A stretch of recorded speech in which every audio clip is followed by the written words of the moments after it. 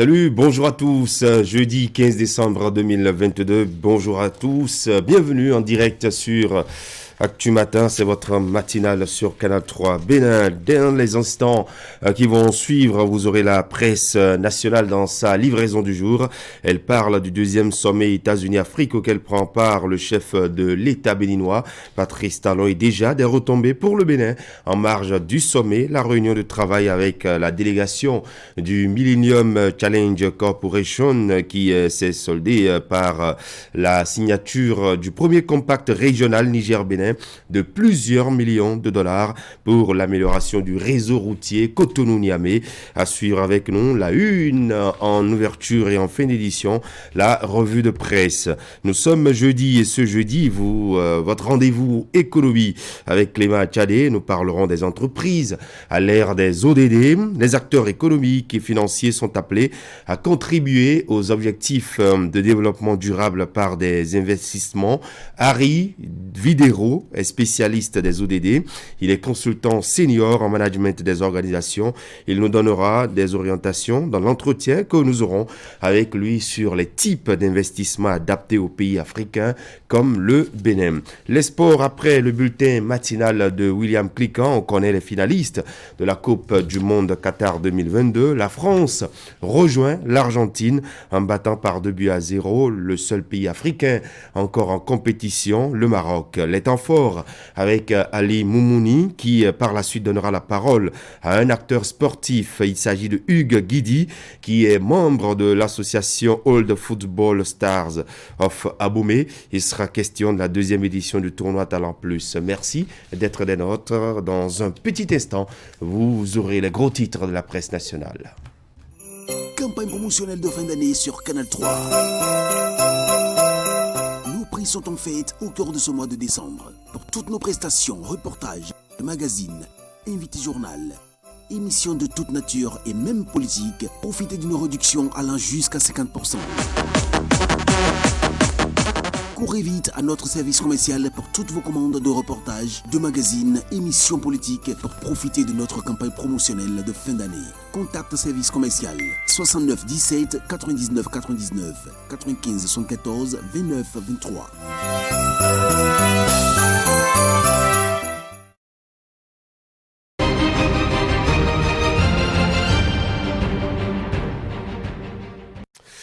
Allez, les journaux nous installent. On va commencer par le quotidien Fraternité qui nous plonge dans les manifestations de la 4e édition du concours Grand Prix littéraire du Bénin.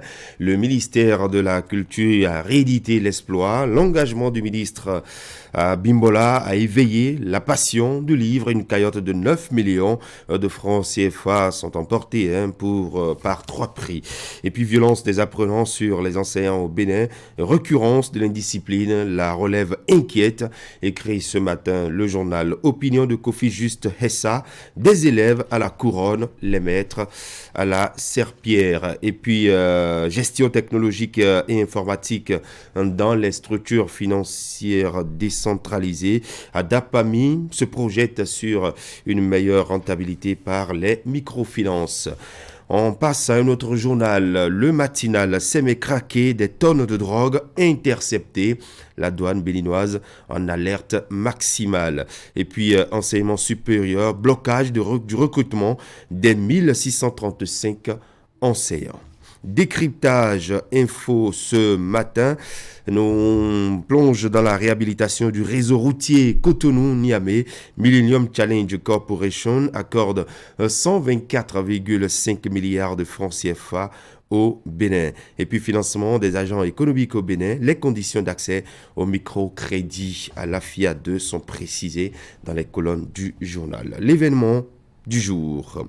Transfert monétaire à des filles scolarisées. Encore une action d'envergure contre la déscolarisation. Le chef de l'État, Patrice Talon, tient parole. Concours Grand Prix littéraire du Bénin. Les lauréats de la 4e édition dévoilés au public. Ils sont primés. Matin libre. Revalorisation salariale après l'euphorie. Place aux satisfactions et puis pratique du beach handball. Nous sommes en sport. Quelques détails importants sont dans les colonnes du journal. Mosquée centrale de Sakété, l'imam Souberou Moussa investi samedi prochain, nous renseigne Matin Libre. Dynamisme Info, lutte contre le terrorisme, disposition pour la poursuite des militaires déserteurs, risque de baisse d'engouement dans le rang des forces armées, c'est le constat du journal ce matin. Insécurité grandissante dans la cité dortoir d'Abomey-Calavi, nécessité d'un plan de quadrillage spécial pour cette commune. Le Télégramme, retard dans la publication de la liste des agents électoraux. Nourenou Achadé exprime ses inquiétudes. Les clarifications de François Abiola, membre de la Sénat, à lire en page 3 du journal. Réhabilitation du réseau routier Bénin-Niger. Assoumi, Massoudou et Romuald Wadaï signent le compact régional du Millennium Challenge Corporation. Et puis, forum parlementaire pour le renforcement des capacités et le dialogue politique. Les députés sollicités pour relever le défi fin zéro en République du Bénin. L'autre quotidien, mission terminée pour le Maroc. La France au défi d'un troisième sacre. Et puis, législative 2023, le spécimen du bulletin unique publié ce jeudi. Info Matin, Église protestante méthodiste du Bénin, ça détourne au nom de Dieu. Point d'interrogation. Et puis Union progressiste, le renouveau et le bloc républicain dans la 6e circonscription électorale. Le combat sera entre intrus qui connaît la maison et un renard avec à la une les photos de deux acteurs politiques, tête de liste des deux formations politiques, le bloc républicain par Nathalie Sokwe et puis Victor Topanou qui conduit la liste de l'Union progressiste, le renouveau. Coupe du monde Qatar 2022, le coq se joue le lion de l'Atlas et s'ouvre la porte de la finale. La nouvelle génération confortablement installé à l'ombre du géant baobab coiffé d'un arc-en-ciel, les imams de toutes les mosquées de Godomé prient pour des législatives apaisées. Voilà ce qu'on peut retenir des titres dans la presse nationale ce matin. En fin d'édition, vous aurez la revue complète avec Assiongo Kani Assiongo. Et puis, vous restez avec nous. Va s'ouvrir dans un instant le bulletin matinal avec William Cliquant. Dans les titres, les élus communaux de Dangbo, dans le département de Lemay, qui rendent compte de leur gestion aux administrés. C'est une première dans cette année, au cours de cette année, pour faciliter la participation active des communautés aux prises de décision. À la base, le secteur agricole et les réalisations dans ce domaine ont plus focalisé les attentions, les détails à suivre avec nous, avec le bureau régional Ouémé Plateau, conduit par Emma Rodonou. Et puis 5 pick-up et 2 Prado pour les directions départementales de la santé de l'Atlantique et du Koufo. Le don du Royaume de la Belgique à travers Enabel entre dans le cadre des actions du programme Passeris, un agenda grâce auquel la Belgique appuie considérablement le système sanitaire du Bénin depuis des années. La remise a été faite à Cotonou. C'était hier. C'était là les titres du bulletin matinal. Le développement dans un petit instant avec William Click.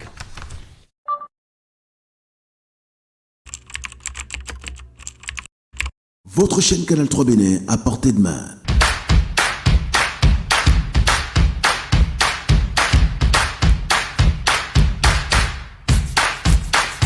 Découvrez désormais, depuis votre smartphone ou tablette, toute l'actualité nationale et internationale, vos émissions préférées de la chaîne Canal 3 en live 24/24, où que vous soyez, à travers son application disponible en téléchargement libre sur Play Store. Canal 3 et sur le www.canal3television.com, vous êtes les bienvenus. Canal 3, la passion de l'image. Campagne promotionnelle de fin d'année sur Canal 3. Sont en fête au cœur de ce mois de décembre. Pour toutes nos prestations, reportages, magazines, invités journal, émissions de toute nature et même politique, profitez d'une réduction allant jusqu'à 50%. Courez vite à notre service commercial pour toutes vos commandes de reportages, de magazines, émissions politiques pour profiter de notre campagne promotionnelle de fin d'année. Contact service commercial 69 17 99 99 95 74 29 23. –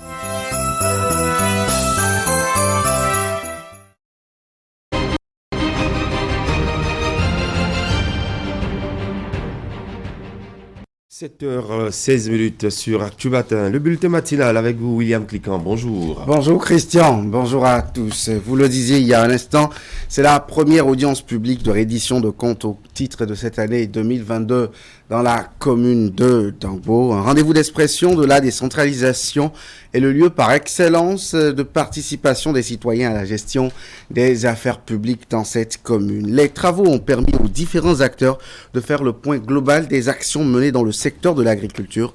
Voici le compte rendu signé Éric Guédénon. Toutes les forces vives de la commune de Dangbo se sont mobilisées derrière leur maire pour tenir cette première audience publique de reddition des comptes de l'année 2022. Un exercice qui témoigne de la bonne gouvernance locale au niveau de la commune de Dangbo. Le thème retenu est assez évocateur au regard des potentialités de la commune. Elle porte sur le secteur de l'agriculture. En effet, nous ne le dirons jamais assez. La commune de Dangbo est la porte d'entrée de la vallée de l'Ouémé, la deuxième la plus riche au monde. À ce titre, l'agriculture est la principale activité économique pratiquée dans la commune et elle occupe plus de 56% de la population active, soit 56 948 personnes réparties en 10 369 ménages selon le recensement général de la population de l'habitat 4 de 2013 et constitue 87% des revenus des ménages.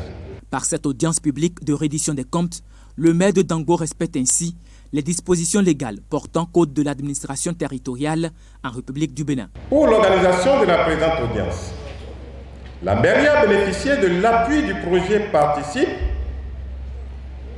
au DEL, mise en œuvre par le réseau Social Watch, financé principalement par l'ambassade du Royaume des Pays-Bas. Je voudrais donc à cet instant exprimer les remerciements du conseil communal et des populations de Dangbo à l'endroit de Social Watch pour son appui et à la tenue de la présente audience publique, mais aussi et surtout au gouvernement du président Patrice Talon pour la volonté politique affichée de faire de la vallée un grenier agricole à travers les différents projets et programmes tels que le Payabo, le PADMA, ACMA et bien d'autres. Un rendez-vous d'expression de la décentralisation est le lieu par excellence de la participation des citoyens à la gestion des affaires publiques. C'est la meilleure occasion au cours de laquelle ceux à qui nous avons donné mandat de diriger notre commune viennent de nous rendre compte de leur gouvernance. C'est un devoir pour chacun de nous d'être présent car le compte rendu est pour tout le monde, quoi qu'en soit son bord politique ou sa confession religieuse ou son âge. Enfin, je voudrais très sincèrement remercier le maire de la commune de Dangbo et son conseil pour avoir organisé cette première audience publique de reddition de comptes pour le compte de cette année 2022 et profiter de cette belle occasion que vous m'offrez pour vous exhorter à organiser, malgré vos préoccupations, une deuxième reddition de comptes de cette année avant le 31 décembre 2022. Les assises ont permis aux différents acteurs de faire le point global des actions menées dans le secteur de l'agriculture. Le lycée d'amitié sino-béninoise d'Akasato à Abomey-Calavi a reçu un important lot de matériel et d'équipements didactiques, fruit de la bonne coopération entre la République populaire de Chine et la République du Bénin. Il s'agit bien sûr de matériel pédagogique destiné à la formation dans les métiers de la mode et du vêtement, de la mécanique automobile ainsi que du numérique. Cela va participer à élever le niveau de compétence des apprenants. La cérémonie de remise officielle, en bref, dans ce reportage. Ambiance des jours de fête cet après-midi au lycée technique d'amitié sino-béninoise d'Akasato pour élèves et enseignants. Et la raison principale n'est surtout pas la présence du ministre des enseignements secondaires, de la formation technique et professionnelle, encore moins celle de l'ambassadeur de la République populaire de Chine près le Bénin. Le lycée technique d'amitié sino-béninoise d'Akasato vient de recevoir un important lot de matériel et d'équipements didactiques, fruit de la bonne coopération entre la République du Bénin et la République populaire de Chine. Ce projet constitue à faire jumeler les deux institutions dans le but d'aider le lycée d'Akasato du Bénin à rehausser son niveau de formation technique et professionnelle à travers l'organisation des ateliers et des séminaires de formation en ligne ou sur place, l'échange des enseignants et des élèves, la recherche en commun, etc. La réalisation des projets que vous souhaitez, que vous programmez. Notre objectif consiste à faire ce lycée d'amitié sino-béninoise le meilleur centre de formation technique et professionnelle du Bénin.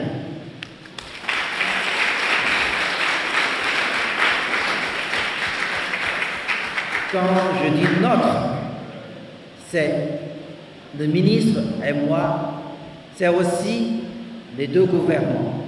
Le lot est composé de plusieurs équipements, dont 2 véhicules pick-up. 20 machines à coudre numériques avec accessoires. 8 machines à surfiler à 4 fils avec accessoires. 5 tables chauffantes à repasser. 5 machines à surfiler à 3 fils avec accessoires. 1 machine à surfiler à 5 fils avec accessoires. 2 presses hydrauliques. 4 bancs de tarage injection diesel. 1 banc d'essai de pompe d'injection avec accessoires carburant diesel. 5 comparateurs d'alessage. 2 bancs d'essai moteur diesel Isuzu. Il s'agit de matériel pédagogique pour la formation dans les métiers de la mode et du vêtement, de la mécanique automobile et du numérique. Cela participera à élever le niveau de compétence des apprenants.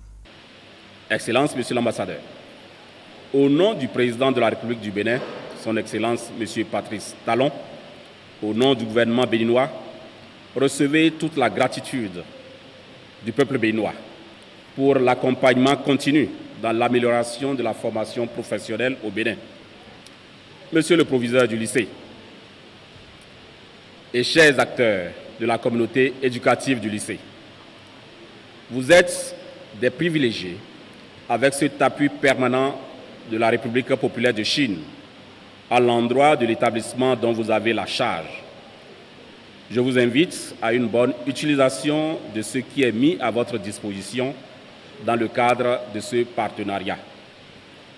Je ne saurais tolérer aucune légèreté, quelle qu'en soit l'ampleur.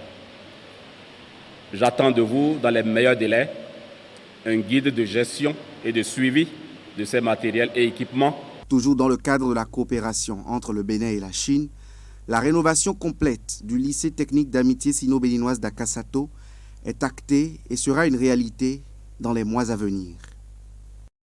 On va quitter le deuxième niveau, le deuxième degré d'enseignement pour aller au troisième, où la Commission nationale des bourses et aides universitaires tient depuis mardi sa première session au titre de l'année académique 2022-2023. Les travaux d'ouverture ont eu lieu hier mercredi en présence de la ministre de l'Enseignement supérieur et de la Recherche scientifique. C'était à la direction des bourses et aides universitaires à Abomey-Calavi. C'est une rencontre importante pour l'attribution des allocations universitaires et les bourses de coopération aux étudiants au titre de l'année 2022-2023. La première session de la Commission nationale des bourses et aides universitaires, CNA-BAU, s'ouvre avec plusieurs dossiers à étudier. Pour cette rentrée, 1596 demandes sont déjà enregistrées. Je vous rassure que les différentes actions que nous avons menées au préalable ont déjà commencé par donner leurs fruits. À savoir que la rentrée universitaire a été lancée. pour que le calendrier universitaire soit respecté. Le non-respect du calendrier universitaire est un gros frein à vos travaux. La direction des bourses et aides universitaires a lancé également comme une activité innovante au titre de cette année la rentrée sociale. C'est parti pour 4 jours de travaux de la commission interministérielle et la tâche s'annonce encore plus corsée que l'année écoulée. Nous avons tout le temps préparé les dossiers. Au titre de cette année, 12 sessions ont eu lieu et plusieurs dossiers, près de 34 000 dossiers ont été traités. C'est à l'actif de cette commission.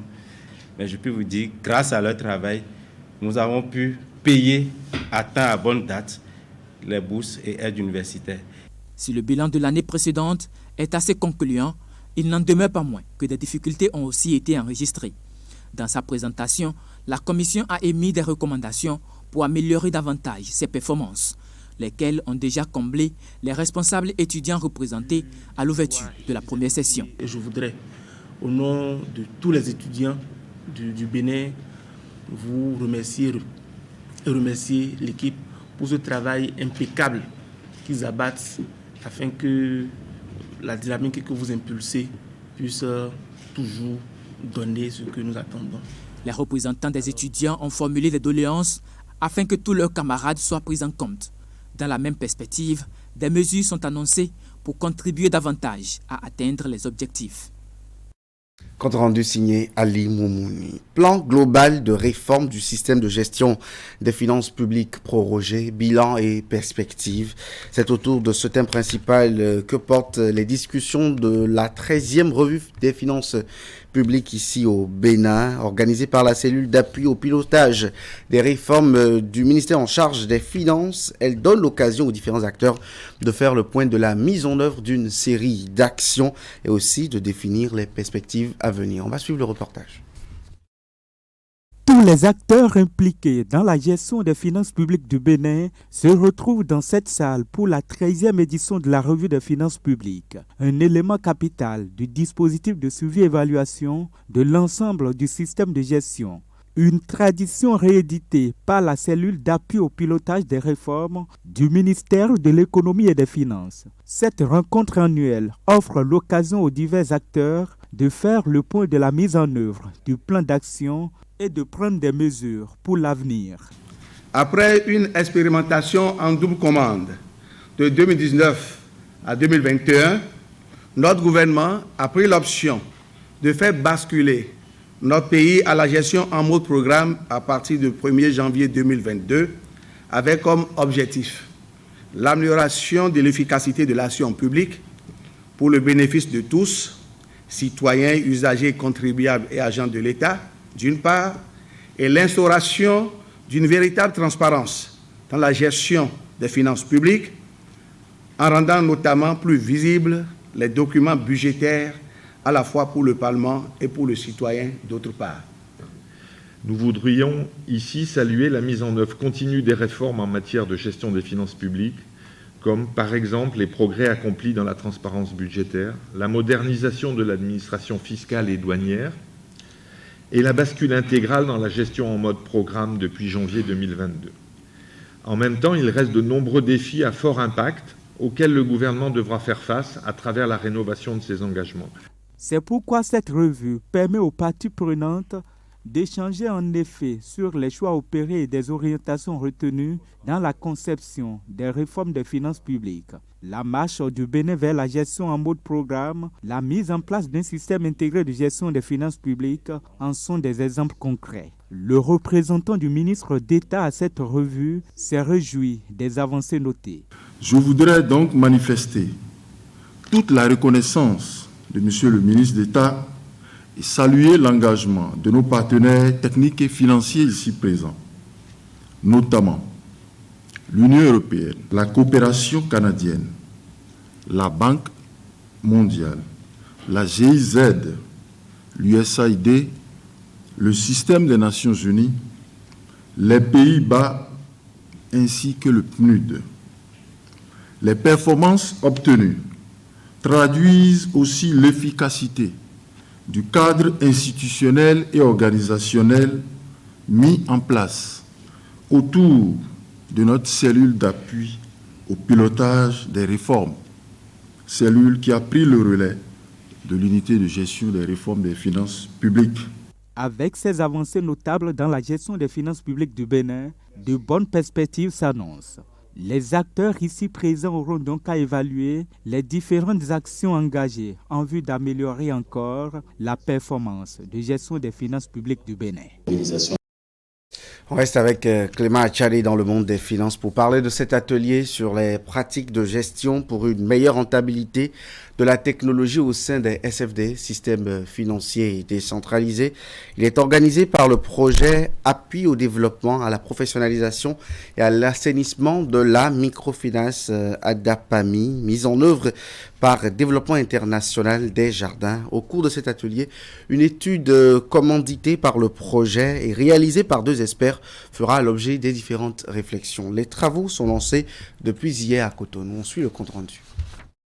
Les acteurs à divers niveaux des systèmes financiers décentralisés, SFD, sont ici à un atelier de partage d'expériences sur la rentabilité de la technologie dans les SFD. La réunion est organisée par le projet ADAPAMI, entendé appui au développement, à la professionnalisation et à l'assainissement de la microfinance, mise en œuvre par Développement International des Jardins, DID. Cet atelier sera sans doute le dernier de toute la série réalisée dans le cadre de notre intervention dans le domaine de la technologie et représente pour ADAPAMI une occasion de se questionner par rapport à certains défis identifiés et liés au virage technologique amorcé par les SFD depuis quelques années. Aussi, nous organisons cet atelier, pas uniquement parce que nous avons appuyé nos partenaires SFD en technologie, mais aussi et surtout, dans cet exercice-là, nous nous sommes rendus compte que de nombreux défis liés à la gestion et à la gouvernance technologique des SFD se posent. Au cours de l'atelier, il est donc question d'apprécier les résultats de l'étude commanditée par le projet ADAPAMI et réalisée par 2 experts concernant le lien entre la rentabilité des SFD et les investissements qui sont réalisés en matière technologique. Le recours aux nouvelles technologies pour développer de nouveaux canaux de distribution de services financiers est aujourd'hui à la mode dans la microfinance. Que ce soit l'offre de services concernant le mobile banking ou le e-wallet, pour ne citer que ceux-là, il y a un investissement à réaliser par les institutions financières en général et les SFD en particulier. Mais avant de se lancer dans ce processus, combien sont les SFD qui s'asseyent pour réfléchir à la démarche, à la méthodologie à observer afin de pouvoir faire des investissements judicieux qui ne vont pas empiéter sur la rentabilité des institutions financières. Au dire du représentant de l'association professionnelle des SFD, c'est une grande question face à laquelle il faut véritablement mûrir les réflexions avant de pouvoir poser des actions. Occasion pour lui de remercier et de saluer les efforts du projet ADAPAMI pour tout ce qui est fait en matière d'accompagnement sur le plan technique et technologique des SFD partenaires.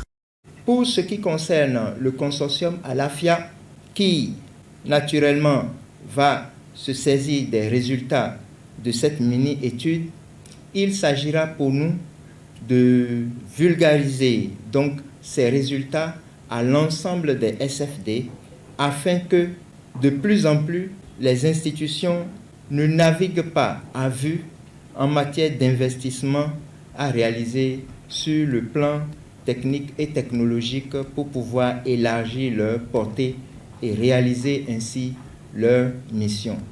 Leur souhait est que cet atelier technique sur la rentabilité de la technologie dans les SFD soit une occasion d'échange sincère entre professionnels, ce qui permettra d'identifier les pistes de solutions à la persistante problématique de la rentabilisation des opérations des SFD sur la contrainte des exigences en lien avec les investissements dans la technologie. Ouliat Sanoussi. Le royaume de la Belgique dote les formations sanitaires de l'Atlantique et du Koufo de 7 véhicules neufs dans le but d'amoindrir les peines en termes de mobilité des agents en service dans ces deux directions départementales. L'agence belge de développement à travers Enabel a remis officiellement les clés de ces 4 roues à l'État béninois. C'était hier au ministère de la Santé à Cotonou. On va suivre les précisions. 5 pick-up, 2 autres véhicules de type Prado pour désormais desservir les services publics et les centres de santé des 5 zones sanitaires de l'Atlantique et du Koufo. Ce don de moyens roulants résout un problème épineux de mobilité dans ces 2 directions départementales de la santé. C'est le Royaume de la Belgique qui gratifie la République du Bénin de ces matériels. Ces véhicules ont été acquis pour un montant total de 192 000 euros, soit 126 millions de francs CFA. Il est important de souligner que ce matériel vient en réponse à la demande des structures appuyées afin de renforcer leur capacité opérationnelle à l'organisation adéquate des activités de suivi et de supervision. Je souhaite vivement que ce matériel serve à la consolidation effective des stratégies visant une meilleure accessibilité des populations à des soins de qualité. Les moyens roulants constituent un matériel précieux dans le système de santé car ils permettent aux responsables à divers niveaux de remplir leur mission de supervision, de suivi et de renforcement de capacité du personnel du niveau opérationnel. Les départements et zones sanitaires de l'Atlantique et du Koufo que le programme PASSRIS a pu font partie de ceux qui ont un besoin important en matériel roulant.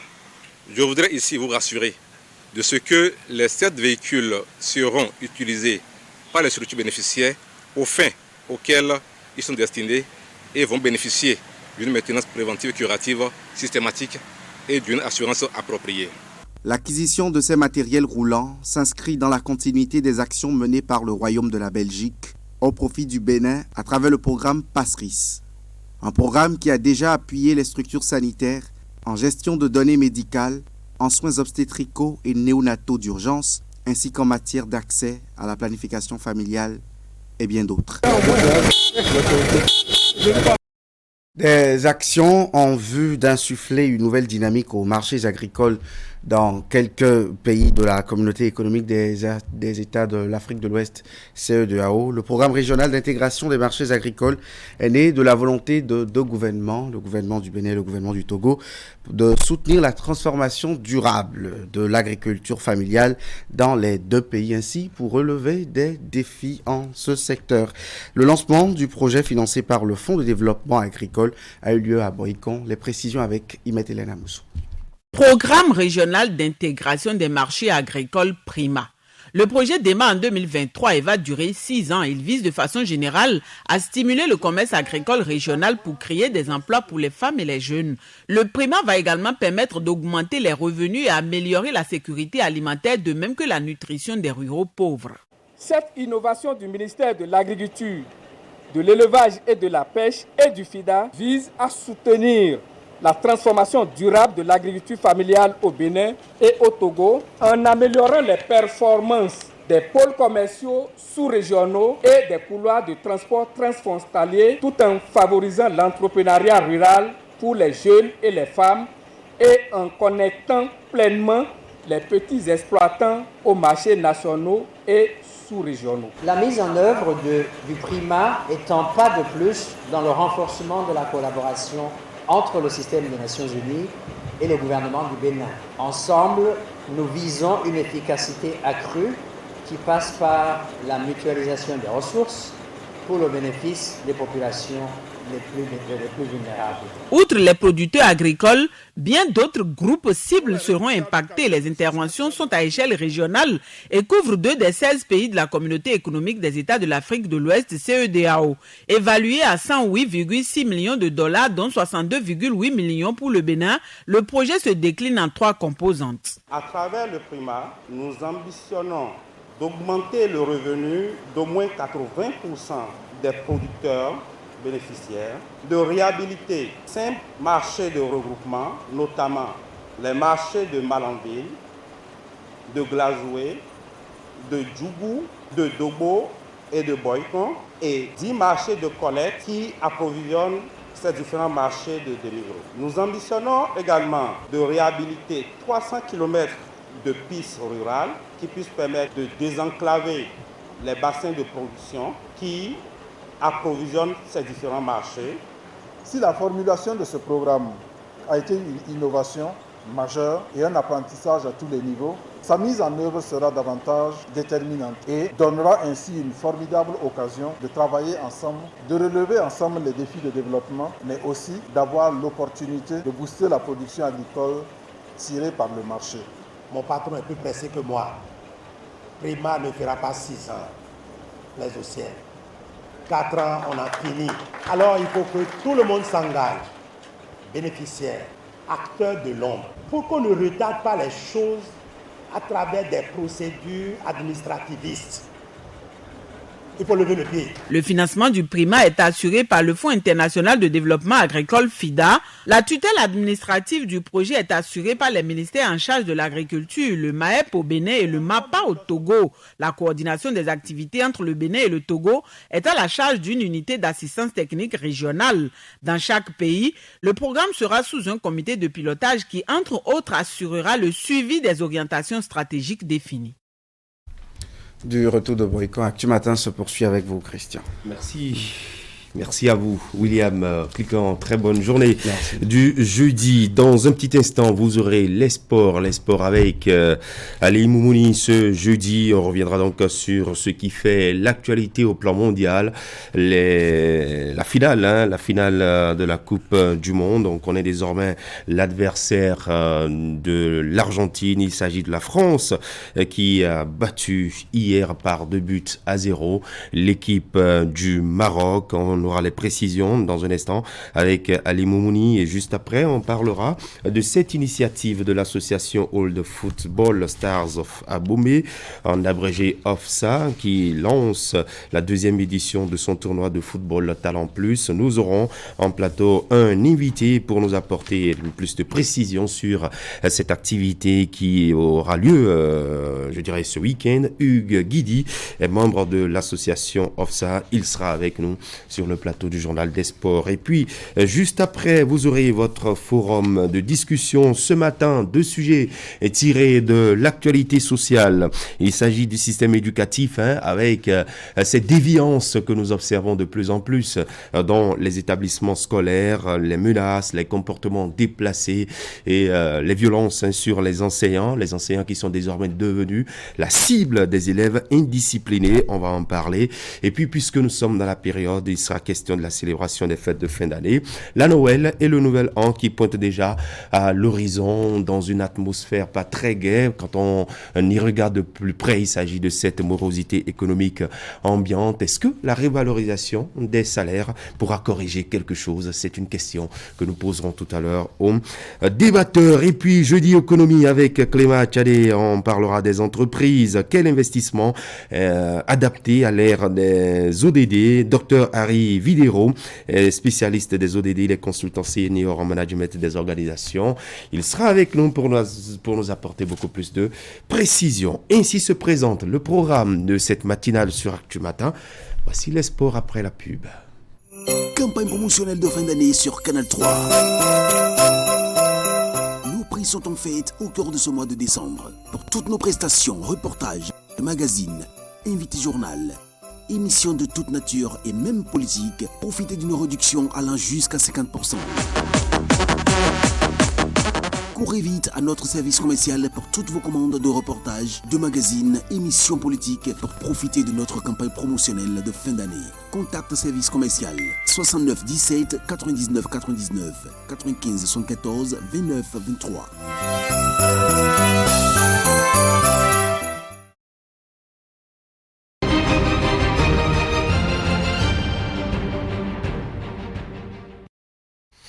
Et voilà, c'est le rendez-vous des sports pendant qu'il sonne 7h45 minutes. Nous sommes en direct. Ali Moumouni, bonjour. Bonjour Christian. On commence par le Qatar. Bien sûr, le Qatar. Et donc, on connaît donc l'affiche de la finale. C'est bien sûr Argentine-France pour cette grande finale de la 22e édition de la Coupe du Monde Qatar 2022. Mais avant, il faut parler de cette demi-finale. Je dirais tout simplement que le Maroc n'aura rien à regretter. Le Maroc a effectué un très bel parcours, même si l'arrivée, et c'était quand même difficile. On aurait pu espérer aller jusqu'en finale, Christian.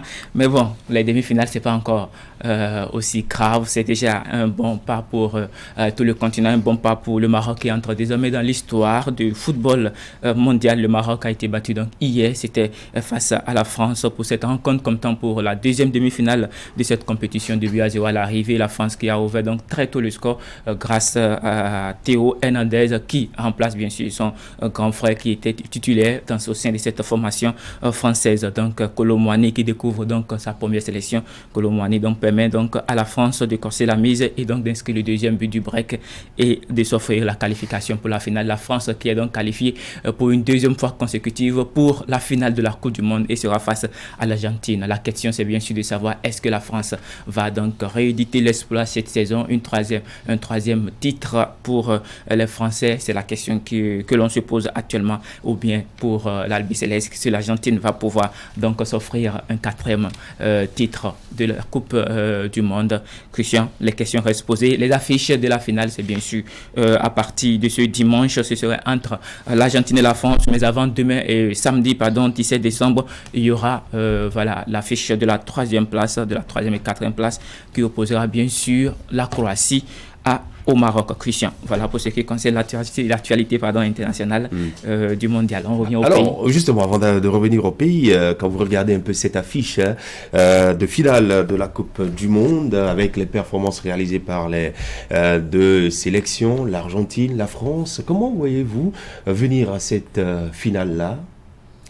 Christian, si on va tenir compte tout simplement de ce qui la surprise d'une telle grande compétition, pour l'habitude, pour ma foi, c'est souvent des équipes qui n'ont pas eu, je dirais, un très beau parcours, qui finissent quand même par se retrouver au sommet, et c'est le cas de l'Argentine cette fois-ci.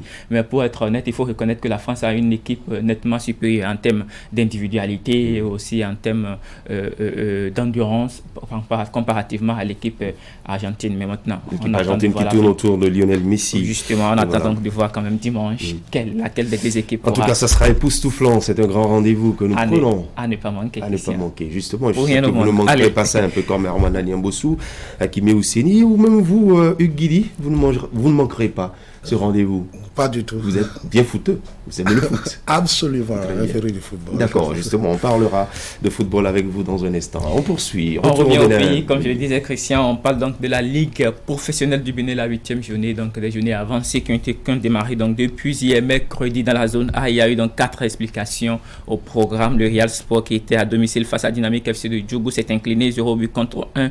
Les Panthers FC de Djougou ont été tenus en échec à domicile 0 but partout face à Beke FC de Bembereke. Et Damissa s'est imposé 1-0 à Estakone de Kandi et l'Union sportive des Cavaliers de Niki a pris le dessus sur Dynamo FC de Parako.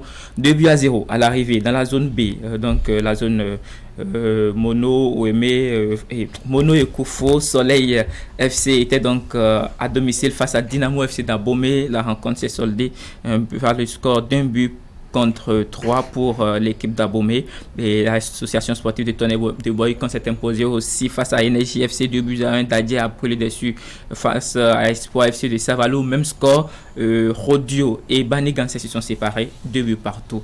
Dans la zone C, la zone Atlantique littorale, Sitatonga et les Requins se sont séparés sur par une victoire de Awiswassa 2-0 pour les Requins de l'Atlantique. Aspac 2-0 face à son adversaire Adjidja des Forces armées. C'était donc à Toffort 2-0 pour les portuaires et l'association sportive de la police républicaine qui s'est inclinée donc 0 but contre 1 face à l'association de Cotonou. Dans la zone D, il y a eu donc 3 explications pour ce mercredi. La jeunesse sportive de Paubert et les Dragons FC de l'OM se sont séparés 2-0 but partout. Score nul et vierge entre ces deux formations. L'association sportive de la vallée de l'OM s'est inclinée 2 buts contre rien pour la jeunesse athlétique des Ketou qui donc engrange 3 nouveaux points précieux. Avant Communist Sport s'est incliné à domicile, 2-1, c'était face à Yafa. La suite, c'est aujourd'hui. Donc 2 rencontres dans la zone C et la zone D. Ce serait donc Aziza FC qui accueillera donc Off Massad, rencontre prévue pour être disputée sur le terrain du campus Taoumé-Calavi. Et Sobimap Sport pour finir sera l'adversaire à jouer donc de la jeunesse sportive de Ouida. On reçoit donc maintenant notre invité, Hugues Guidi. Bonjour. Bonjour. Merci d'avoir accepté notre invitation. Je rappelle que vous êtes membre de l'association Old Football Star d'Abomey, OFSAD. Pourquoi un nom en anglais? Nous avons une visée internationale pour les dispositifs de football que nous mettons en place dans la cité royale d'Abomey. Alors, c'est intéressant. Alors, pour ce week-end, vous organisez un tournoi, le tournoi de football Talent Plus. Alors, dites-nous de quoi s'agit-il? Ce n'est pas seulement de football Talent Plus que nous organisons. Nous avons une conférence débat sur le management du sport. Il est question pour nous de commencer par sensibiliser, de former les acteurs de football dans la cité royale sur l'architecture du football. Vous savez que le football, c'est une industrie. Et quand on parle de l'industrie, c'est un domaine qui n'admet pas du tout l'improvisation. Et il faut que chaque responsable dans l'organigramme sache le rôle qui lui est revenu d'assumer pleinement pour que l'ensemble de la machine puisse être bien huilé et que les résultats soient féconds à la fin. C'est tout un programme quand même qui est prévu pour cette formation. Qui sont les bénéficiaires de cette formation? Ce sont les jeunes footballeurs d'Abomey, les U9, les U12 jusqu'à la U15. Puisque nous-mêmes, il y a environ 30 ans, nous avions été les produits du plus grand championnat du Bénin, GTZ, organisé par le directeur technique national d'alors, Peter Shingen, qui a mobilisé la plupart des quartiers d'Abomey sous la roulette de l'emblématique coach Antoine Zenzalo, qu'on ne présente plus dans le milieu du football béninois. Et nous nous sommes retrouvés après nos études dans Calavi et Cotonou, et nous nous sommes dit qu'il fallait mettre en place cette association pour redonner à la ville d'Abomey ce qu'elle nous a permis d'avoir. Oui, une sorte de reconnaissance. Il y a également le match de gala entre Dynamo et Tonnerre. Je crois que ça doit être un match entre les anciennes gloires de cette déformation. Pas absolument. Il y a d'abord déjà le samedi 17 à 14h sur le terrain de Sogon, ce terrain que la journée de FIFA 2000 a bien voulu mettre à la disposition de la ville d'Abomey, un peu à la sortie de la ville d'Abomey vers Koufo. Nous allons organiser un match amical entre AFA, une association d'anciens footballeurs qui résident à Abomey, et entre les anciennes gloires de football composées des membres de OFSA. Ok. Alors, en dehors de ces événements, quel sera tout le programme en fait pour ce week-end? Pour ce week-end, déjà, comme je l'annonçais il y a quelques instants, le management du sport, c'est une activité qui nous tient beaucoup à cœur parce que on ne peut pas injecter des millions de francs dans les dispositifs sportifs sans résultat. Donc, il faut la formation. Pour nous est capitale. Il faut former ceux qui doivent intervenir dans le secteur du football, puisque c'est un milieu, comme je disais, n'admet pas du tout l'improvisation. Il faut une préparation et que chacun puisse quand même savoir le rôle qui lui revient et l'assumer pleinement comme il se doit, avec l'attention qu'il faut. Oui, la formation, c'est très important. On va aussi parler de ce match de gala qui est prévu entre les anciennes gloires du Bénin, bien sûr. Il y a ici match de gala OFSA contre ancienne gloire du Bénin. Qui sont les joueurs attendus? Parce que ça, surtout les Béninois veulent savoir quels sont les joueurs attendus pour pouvoir prendre le rendez-vous. Il y a Jovi Boko Jean-Marc, par exemple, qui est attendu. Justement, le capitaine avec cette raide. Absolument, oui. Il est attendu. Il était déjà avec nous l'édition dernière, il y a environ un an, il était déjà avec nous. Et surtout, c'est lui qui est le conférencier principal du management du football. nous avions voulu profiter de son expérience. Quand on parle de Adjovi Boko Jean-Marc, vous savez qu'on parle de Djamba, le Sénégal, justement. On parle de Sadio Mané, Dambaba, Moussa Sow, et la suite. Donc nous avions voulu quand même profiter de son expertise pour installer une machine de football, une usine de production de football dans la ville d'Abomey. Oui, je reviens toujours sur ma question par rapport aux joueurs attendus en dehors de Jimmy, Jean-Marc Adjovi Boko. Quels sont les autres Il y a les anciens joueurs comme Kouton Paoli, Capo Gabin, Atibosu Hippolyte, Berakom, Anani David. Ils sont nombreux quand même à être attendus. On va aussi aborder un autre point du programme, c'est bien sûr la soirée de gala. Absolument. Sportifs. Alors, quels sont les joueurs qui seront primés? C'est les anciennes gloires ou les joueurs en activité dans le championnat béninois? Ce ne sont pas les joueurs en activité dans le championnat béninois. Nous voulons primer la meilleure initiative de football. Justement. Vous savez, il y a de ces personnes-là qui sont grands moyens, qui nous ont accompagnés durant nos différents processus de socialisation à l'époque, parce que nous avions pratiqué foot et études, et il est de bon ton que nous puissions distinguer ceux-là aujourd'hui pour indiquer le chemin à la jeune génération. Et de ces personnes discrètes qu'on ne voit pas, mais qui sont sous l'ombre et qui travaillent. Et qui ont beaucoup contribué quand même à ce que nous sommes devenus en matière de formation, en matière...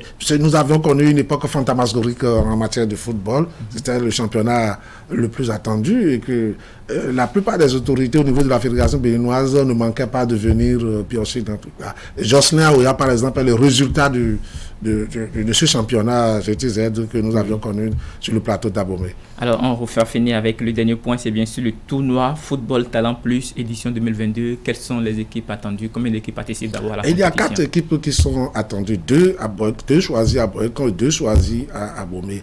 Notre calendrier est vraiment restreint parce qu'il y a ce match Tonnerre Dynamo qui nous a obligés à réduire un peu les choses, sinon on devrait s'étendre sur beaucoup d'équipes.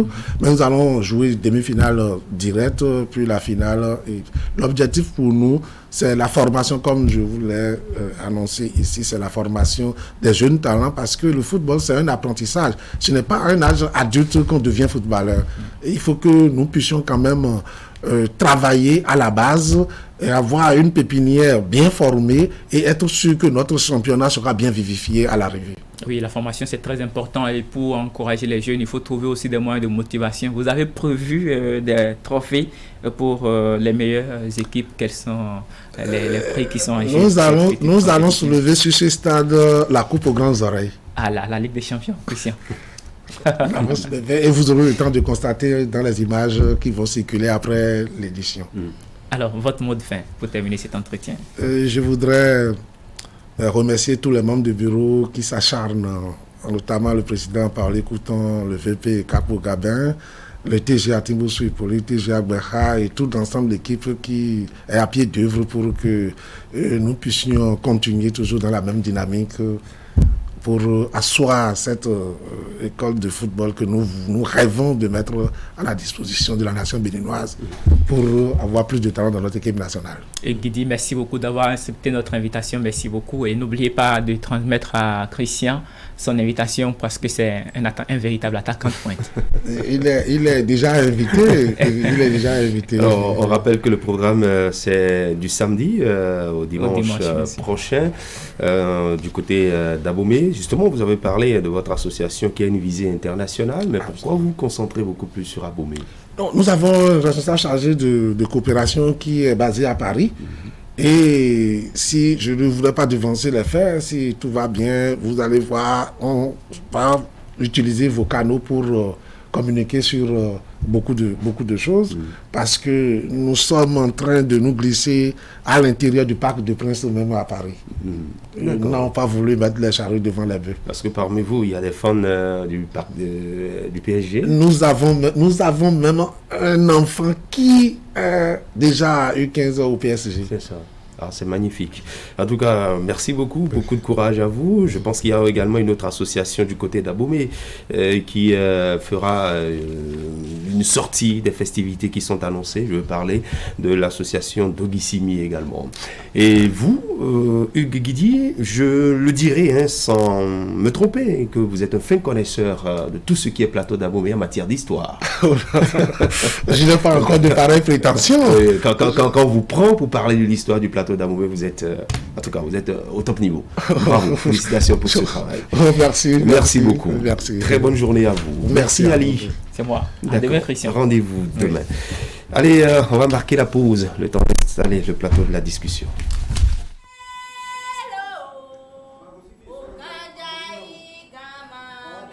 Où il y a Eco Bavaria, il y a du bonheur.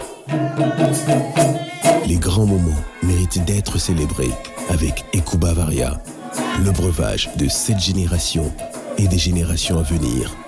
Oui, Eco, notre écoute.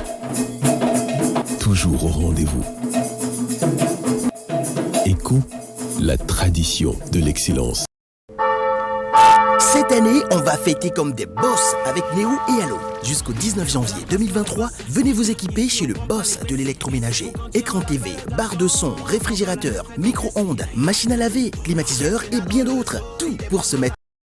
Passez de belles fêtes. Rendez-vous vite dans une de nos boutiques Néo et Allo à Cotonou, Ganry, Avenue Stemez, Canguizo et Erivan.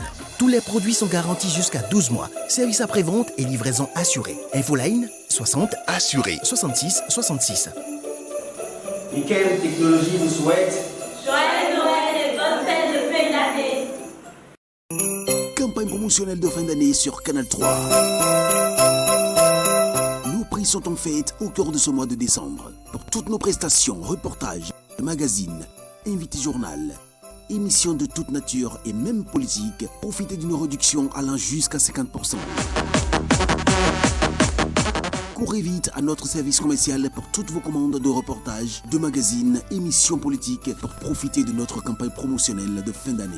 Contact service commercial 69 17 99 99 95 74 29 23.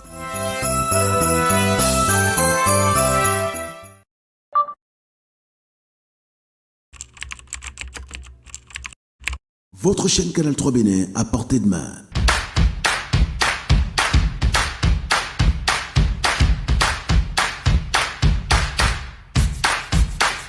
Découvrez désormais, depuis votre smartphone ou tablette, toute l'actualité nationale et internationale, vos émissions préférées de la chaîne Canal 3 en live 24/24, où que vous soyez, à travers son application disponible en téléchargement libre sur Play Store. Canal 3 et sur le www.canal3television.com, vous êtes les bienvenus.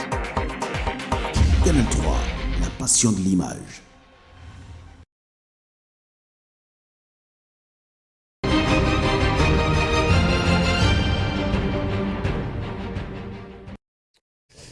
Et voilà, c'est le forum de discussion sur Actu Matin et vous êtes en plateau, vous tous, chers tous. Bonjour. Herman Aliamboussou. Bonjour, Christian Dalé. Clément Tchadé, bonjour. Bonjour Akimé. Et bonjour à vous, Harry Videro. Merci d'être en plateau avec vous, docteur Harry Videro. On va parler de l'économie, on parlera de l'investissement durable et quel investissement est adapté aux défis des ODD. En plateau ce matin, vous avez des réponses à une série de questions que vous partagerez avec nos téléspectateurs. Mais avant, allons voir de plus près ce qui se passe dans nos communautés sur le plan social. Je veux vous emmener, partant justement d'un cas récent d'indiscipline dans un collège dans la commune de Parakou où on constate que de plus en plus, les élèves s'en prennent à leurs enseignants. Le cas de Parakou est, disons, un cas qui nous plonge véritablement dans l'ambiance qui règne dans ces établissements scolaires entre les enseignants d'un côté et puis leurs apprenants de l'autre. Quand vous apprenez, vous, Akimé Oussieni, qu'un élève lève la main sur celui qui est censé lui apporter le savoir, vous qui avez parcouru les écoles jusqu'à l'université, quelle est la première interprétation, la toute première analyse que vous faites de ce cas de choses? On se désole tout de suite quand on apprend que c'est un apprenant qui se retrouve faculté de lever la main sur son supérieur, pour ainsi dire les choses. Et très souvent, ce sont les surveillants généraux ou encore ce sont les professeurs de classe, parce que oui, le contact d'élèves de collège, c'est avec le professeur d'abord, ou c'est avec le surveillant général, parce que c'est lui qui assure donc, je dirais, la discipline au niveau donc, de l'établissement. Il arrive que l'élève soit envoyé vers le surveillant, parce qu'entre-temps, il se serait mal comporté, donc le surveillant est sollicité pour mettre les pendules à l'heure. Malheureusement, eh bien, et la situation, celle que vous décrivez, c'est celle de Parakou, dans un sujet de la place et où l'élève se serait retrouvé devant le surveillant. Je crois pour qu'on lui remonte les bretelles, malheureusement, eh bien, le surveillant qui avait par devant lui, je dirais quoi, l'outil ou l'élément qui devrait peut-être dissuader l'apprenant, ne l'a pas bien manipulé. Et puis bon, c'est l'enseigné, voilà, et qui a fini par avoir l'outil en main et qui aurait été plusieurs fois dissuadé afin qu'il n'ait pas allé au bout de son initiative. Ça fait un peu dommage. C'est d'autant plus dommage que on se dit aujourd'hui, quand vous allez dans nos collèges de la 6e jusqu'en 3e, même jusqu'en terminale, ça n'est quand même plus malheureusement ce que nous avons été, c'est-à-dire quoi? C'est un élève qui a 10 ans, 11 ans qui est en 6e, 12 ans, 13 ans, 14. Donc, ce ne sont pas en réalité des enfants d'un certain âge qui auraient pu, je dirais quoi, avoir le courage de vouloir affronter un supérieur en face. Si on en arrive là, c'est qu'il y a bien des questions à se poser. C'est vrai qu'on peut élaborer dans tous les sens. Je ne finirai pas dire que ce n'est pas croyable qu'on dise qu'un enseigné finit par lever la main sur son professeur ou son surveillant général, parce que dans tous les cas, il y a qu'on doit toujours revenir à l'essentiel, c'est que la position des deux est à l'avantage de l'un. Et donc c'est un peu, c'est déplorable. Je crois que ce n'est même pas le premier cas. On en avait déjà parlé, je crois, l'année dernière, toujours dans la ville de Parakou, avec d'autres collèges. Cette fois-ci, c'est ce collège dont vous parlez, dont on tait le nom pour ne pas en arriver à étiqueter ce collège. Mais ça fait dommage que nous constations que de plus en plus, eh bien, nos enfants, parce que c'est nos responsabilités qui sont ainsi interpellées. Nous sommes des pères, des responsables, des pères de foyer. Donc, du coup, c'est peut-être un parent proche ou un parent lointain qui a son enfant qui a cette attitude. Donc, on se demande quelle éducation que l'enfant a déjà reçue au niveau de son cocon familial, parce que, eh bien, quand l'enfant a reçu une éducation digne de ce nom, bref, j'exagère à peine, ce n'est pas croyable qu'il ait le courage de vouloir lever la main sur un surveillant ou sur son professeur. Oui. Et maintenant, l'environnement dans lequel l'enfant se trouve, les conditions dans lesquelles l'enfant a été interpellé, est-ce que c'est aussi embêtant au point où l'enfant se sente dans l'obligation de vouloir lever la main sur son professeur ou sur son surveillant? Franchement, c'est un acte blâmable et il va falloir que de plus en plus on puisse trouver les modus pour régler cette affaire. Les parents sont interpellés au premier chef, bien évidemment. Maintenant, bon, on peut remonter maintenant dans le système éducatif lui-même en question, mais je pense qu'il faut déjà redescendre complètement pour constater que tout part de la famille, tout part de comment est-ce que l'enfant a été véritablement éduqué. Ouais. Vous mettez l'accent sur l'éducation de base, c'est-à-dire à la maison. On rappelle que le cas dont il est question, c'est un élève de la classe de 4e qui s'en est pris à son surveillant général. Toujours dans la ville de Parakou, on parle d'un cas du 16 novembre 2021 dans un CEG où un élève a agressé son professeur, et le 16 mars, en conseil de discipline dans un collège d'enseignement général toujours à Parakou, on parle d'une situation d'indiscipline qui implique 16 apprenants qui a été mis sur tapis. Et puis dans un collège à Kandy, c'est un censeur qui a été agressé par un élève, un parent d'élève. Ici, cette fois-ci, c'est un parent d'élève et qui s'en est pris au censeur de cet établissement. Tout le lot, on parle des enseignants. Quel péché ont-ils pu commettre, Herman Parfait à Niamboussou, pour mériter, je dirais, un tel sort de la part d'un côté des apprenants et de l'autre les parents qui s'y mêlent? C'est la fraternité ce matin nous propose un document sur les cas de discipline dans nos écoles. Les relèves 10 cas ces 2 dernières années. C'est vrai que nous avons aujourd'hui ces violences, on ne dirait pas que, je ne dirais pas que ça, il y a des cas de récurrence parce que avant la démocratie, pendant la révolution, il y avait également ces cas d'agression, sauf que cette fois-ci nous avons une sorte de l'information part de façon virale sur la toile et donc tout est parti tout de suite. Et puis bon voilà, c'est vrai vous avez évoqué le cas de ces 16 élèves qui ont été passés en cause de discipline et qui dans le dossier a également été vidé. Oui, je vais tout de suite, comme Akimé, blâmer les élèves qui agressent leur enseignant. Et c'est d'ailleurs la raison que l'enfant Claudio nous propose cette caricature. La professeure Bakopi mérite quelle note et l'enseignant qui dit 25 sur 20. Oui. Il faut rappeler que l'apprenant a un couteau. Oui, oui, tout à fait. Donc du coup, vous voyez, aujourd'hui, moi je mettrais juste l'accent sur les relations qu'entretiennent ces enseignants ou qu'entretiennent ces surveillants avec leurs élèves. C'est vrai que nous, quand on était au cours secondaire, on n'avait pas le courage de regarder nos surveillants dans les yeux pour leur parler. On n'a pas le courage de regarder l'enseignant dans les yeux. Aujourd'hui, vous avez l'enseignant qui pratiquement a le même âge ou la même morphologie que l'enfant. Et donc, il va falloir trouver un autre système pour pouvoir montrer qu'entre l'enseignant et l'élève, il y a un fossé. Maintenant, si l'enseignant même se laisse embarquer par des élèves, parce que justement, on lui offre un pot à côté, on lui permet de faire ci, je pense que l'enfant va penser que c'est son petit frère ou c'est son grand frère et peut lui porter tout ce qu'il veut. Je pense qu'il faut que les penseurs, pas les penseurs, en gros, il faut que ceux qui ont en main le système éducatif béninois puissent repenser autrement les rapports entre aujourd'hui élèves et enseignants. Vous allez dans les universités aussi, vous avez des enfants qui déjà à quel âge? À 16 ans, sont bacheliers. Et vous voyez à côté un enseignant aussi qui pratiquement a le même visage. Et on se demande, vous les voyez ensemble, vous vous demandez c'est qui l'enseignant. Alors que quand on était à l'université en 97, quand l'enseignant vient, lorsque vous l'apercevez, vous sentez que c'est l'enseignant. Donc je pense que moi je mettrais plus l'accent sur la nouvelle forme, les nouveaux liens entre l'enseignant et l'élève. Clément. Bon, je pense que ce qu'il faut dire premièrement, c'est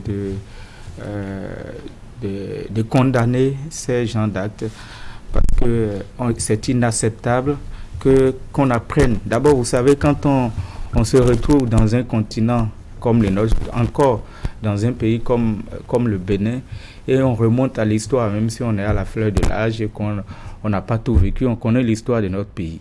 Vous ne pouvez pas, en tant qu'élève, je dis, aller agresser votre enseignant, parce que l'enseignant, il est non seulement celui qui vous donne le savoir, la connaissance, mais c'est celui-là qui est en quelque sorte votre parent.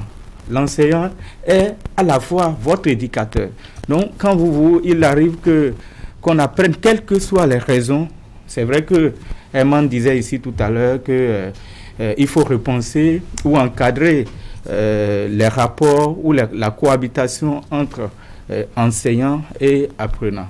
Mais aujourd'hui, quel que soit l'encadrement, qu'il soit juridique ou je ne sais quoi, mais quel que soit l'encadrement, il ne faut pas accepter même qu'on en arrive à ce que l'élève puisse se lever pour aller, comme on le dit, attendre son professeur quelque part dans la rue pour dire s'il passe ici, on va le taper. Donc je pense que c'est inacceptable. Et ce qu'il faut dire aussi, c'est vrai qu'on pourrait peut-être aussi élaborer sur le fait que aujourd'hui les enseignants cherchent aussi à cohabiter ou à vivre ensemble avec des élèves, ou peut-être ils entretiennent des rapports aussi qui ne sont pas toujours bons. Lorsque vous voyez par exemple un enseignant qui prend son élève et qui lui demande d'aller, excusez-moi le terme, je ne trouve pas le mot juste pour le dire, mais qui demande à son élève qu'il encadre, qu'il garde, il lui demande d'aller transmettre des messages à une autre élève, je peux le dire comme ça, où on entretient qui joue les intermédiaires, et c'est avec cet élève. C'est interdit, les relations élève-enseignant, c'est interdit. Mais dans la réalité, c'est toujours pratiqué. Donc, je pense qu'il faut aussi voir la situation dans cet aspect-là et de trouver des solutions afin de décourager, décourager ces gens d'actes. Et les pouvoirs publics aussi, d'une manière ou d'une autre, sont interpellés. Il faut trouver le moyen d'encadrer. Là, je rejoins quelque part d'encadrer comment l'enseignant et de définir les règles avec les règlements intérieurs, par exemple des collèges d'enseignement. Il faut trouver un moyen pour peut-être, je ne vais pas dire généraliser, mais adapter ces rapports-là. Alors, quels sont les cas d'indiscipline dans les écoles, docteur Videro? Est-ce l'interdiction de l'utilisation du téléphone portable à l'école? Est-ce le fait de ne pas venir en retard, le bavardage en classe? En tout cas, il y a beaucoup d'autres exemples. Et à côté, il n'y a que le châtiment corporel est totalement interdit en République du Bénin dans le système éducatif. Est-ce que ça ne vient pas favoriser tant soit peu cette déviance-là que nous observons et que nous dénonçons ce matin? Merci beaucoup, mon cher ami. Je suis d'autant plus touché par ce qui est, parce que, vous savez, je suis spécialiste des soft skills. Et vous allez voir que ça a rapport avec ça, au niveau des institutions, au niveau international, ce que j'enseigne. Pourquoi? Vous voyez, tout a changé aujourd'hui. C'est-à-dire le rapport de la gestion entre apprenant et celui qui donne le savoir. Et il y a les médias aujourd'hui qui éduquent d'une certaine manière aussi la jeunesse. Donc il y a plusieurs choses qui n'étaient pas d'actualité quand nous, on étudiait. Il faut trouver aujourd'hui aussi dans le changement des rapports qu'on demande pour que le savoir puisse se donner, qu'on demande une proximité entre l'apprenant et celui qui le donne. Ça, c'est ce qui est requis. Et aussi, on demande une certaine autorité, une certaine innovation à celui qui veut recevoir le savoir, décision. Donc, vous voyez, dans tout ça, est-ce que nous sommes préparés? Est-ce que la formation est avant qu'on en vienne là? Vous savez, il y a quelque chose qu'on appelle le savoir-être. Ce savoir-être qu'on met dans le leadership, on met dans la communication, dans l'écoute, dans le respect, toutes ces choses qui sont rassemblées qu'on appelle les soft skills. Ces soft skills qui sont le fait de montrer à une jeune personne, ou bien quelqu'un, un apprenant, que ce n'est pas seulement un diplôme qui te permet aujourd'hui de réussir dans ta vie. Il y a aussi la manière dont tu te comportes. Et vous voyez, dans les pays donnés, aujourd'hui, les soft skills sont devenus quelque chose d'essentiel à pouvoir être enseigné dans les écoles. On avait le civisme et la morale chez nous avant, bien avant, qui est ressorti. C'est ça. Par exemple, ça fait partie des choses qu'on appelle les soft skills aujourd'hui. Ou en Europe, au Maghreb, partout, vous voyez que c'est implémenté dans l'éducation. Moi, j'ai toujours dit, comme en enseignant au système éducatif dans les pays de l'Afrique, de l'Ouest surtout, qu'il faudrait qu'on fasse attention à cela. J'ai vu que plusieurs institutions sont en train de financer même ce programme, mais au niveau universitaire, mais il faut le commencer tôt. Le jeune aujourd'hui, qui est éduqué en voyant des choses dans des feuilletons, dans des séries, qui sont bien pensées pour choquer, pense que c'est peut-être ce qu'il faut faire. Et aujourd'hui, je voudrais quand même que c'est le lieu, en voyant ces choses quand même qui touchent, ou un lieu de savoir qui doit être un lieu béni, un lieu saint, deviennent des lieux de brutalité, de non-respect, et où on ne développe pas tout ce qu'il faut aujourd'hui comme savoir-être afin de pouvoir réussir dans sa vie. Et il faut aller au-delà de ça. Je dis toujours aujourd'hui, vos diplômes, vos connaissances vous permettent aujourd'hui d'être regardés, d'être appelés. Mais c'est vos comportements, savoir-être qui vous permettent de collaborer sur le long terme ou bien d'être gardés par des personnes. Et si des jeunes aujourd'hui le comprennent tôt, ça pourrait aider. Donc c'est le lieu aujourd'hui au fait de lancer cela à tout le système éducatif, que tout ce qu'on a vu sur la forme du civisme de morale qui était récité, vous vous rappelez, tôt par nous, aujourd'hui, il faudrait qu'on revienne à ça et que l'élargisse à tout ce qu'on appelle ces valeurs de savoir-être pour permettre, il ne suffit pas juste de refuser par exemple l'utilisation de portables, l'utilisation de tel, tout est un schéma qu'il faut, et que si les gens sont compris dans d'autres cieux et l'ont implémenté, pourquoi est-ce que nous n'allons pas le faire? Ça pourrait aider beaucoup. Je sens, oui, une réaction de votre part. Quand vous faisiez la question au docteur Harry Videro. Exactement, vous sembliez dire que le châtiment corporel banni. Proscrit, oui. Non, mais c'était proscrit depuis des années. Même quand vous étiez apprenant, c'était déjà proscrit. Mais pour autant, les enseignants usaient du châtiment corporel. Et personne ne s'en est plaint. Nos parents étaient même fiers de savoir que nous avons été bastonnés à l'école parce qu'on s'est mal comporté. Le contexte, dans son temps, favorisait ça. C'est pour ça que je dis que c'est le cocon familial qui est interpellé. C'est vous et nous qui sommes interpellés parce que pendant que nous y sommes, on en parle, ça fait un peu beau, mais on n'est pas aussi actuellement prêt de savoir que pendant que nous y sommes, que nos enfants en ce moment à l'école se voient frappés par les enseignants. Nous-mêmes, on est capable d'aller dans l'établissement et nous plaindre de ce que, bien, pourquoi est-ce que l'enseignant a frappé votre enfant? Il ne sait pas ce que votre enfant mange, il ne connaît pas. Alors qu'avant, eh bien, quand vous rentrez, que vous rendez compte que vous avez été frappé, le parent cherche à savoir ce que vous avez fait. Et s'il mérite de vous frapper à nouveau, il vous refrappe. Oui, devant vos camarades. Oui, il vous frappe d'abord lui-même à la maison, il vous amène à l'école et on vous frappe devant le parent, bien évidemment. Aujourd'hui, ce n'est plus ça. C'est pour ça que j'insiste pour dire que les parents sont interpellés à plus d'un titre dans le comportement de leurs enfants. Quand l'invité mettait l'accent sur le savoir-vivre, si je puis ainsi m'exprimer, ça part de la maison. Civisme, moral, ça continue sous une autre forme. On parle de ES et civisme. Mais ça fait encore même trop lourd. Nous, avant, c'était civisme tout court, moral tout court. Aujourd'hui, vous entendez votre enfant vous dire ES et civisme, ES moral. Je ne sais pas, ça fait déjà beaucoup. Si très tôt déjà, ils savent que civisme moral, ce sont des éléments, deux modules de formation qui implémentent, qui impactent, j'allais dire, leur manière de vivre. Vous allez voir que ça peut avoir des répercussions, je dirais, en termes de comportement au niveau de nos enfants. Les enfants récitent seulement US moral, US civisme. Et puis ils ne comprennent pas, ils comprennent pas le problème. Donc je crois que nous sommes interpellés à plus d'un titre. Si cet élève dont on parle en est arrivé à lever la main sur son professeur, du moins sur son surveillant, c'est qu'il est capable aussi de lever la main un jour sur le parent. C'est peut-être c'est pas respect jusqu'en ce moment pas. Ça dit, il se retient, sinon il arrivera des jours quand le parent voudra l'interpeller, il ne sera pas d'accord. Vous voyez, donc je crois qu'au-delà, c'est qu'il faut forcément qu'on s'en plaigne, mais en même temps qu'on puisse nous interpeller nous-mêmes, parents nouveaux que nous sommes. C'est pas les parents anciens. Vous demandez aux parents que nous sommes les parents de 45 ans, les parents de 43 ans, 35 ans, 32 ans. C'est-à-dire nous quoi. C'est-à-dire c'est nos enfants qui ont ce type de comportement. Ce n'est pas les enfants de parents de 80 ans. Non, mais alors pas du tout. Vous jetez la pierre, je dirais. À nous d'abord. Voilà, à nous d'abord. Les parents d'abord. Parce que le cas de ce parent qui allait agresser l'ascenseur, voilà peut-être la défense de son enfant. Non, on parle des parents. Vous parlez encore des parents. C'est pour ça que je dis, même vous, peut-être que c'est ce parent-là qui n'a pas compris pourquoi est-ce que son enfant a été frappé. Il ne comprend pas ça, il ne digère pas. Alors qu'aucun parent ne parle passer du moins, en tout cas, même s'il y en avait, c'est quelques-uns. Sinon, dans la grande majorité, nos parents étaient fiers de savoir que nous avons été redressés à l'école du fait de notre comportement divers. Ce n'est pas parce que vous n'avez pas bien appris votre leçon, ce n'est pas très souvent pour ça, mais c'est parce que vous avez peut-être eu un comportement aux antipodes des règles de l'orthodoxie de la vie sociétale, que souvent les enseignants arrivent, ou bien le parent d'à côté arrive à vous interpeller ou à vous frapper. Aujourd'hui, ce n'est plus le cas. Donc, je dis que dans cette situation que nous décrivons ce matin, il faut forcément en avoir attirer l'attention des parents sur ce qu'ils doivent faire déjà au niveau du cocon familial. Et ensuite, je remonte, ça fait donc acte 2, ce que dit peut-être Emma, c'est-à-dire quoi, jusqu'où savoir ne pas aller avec les élèves quand on est à l'école. Est-ce que l'enseignant peut se permettre certaines familiarité avec son élève.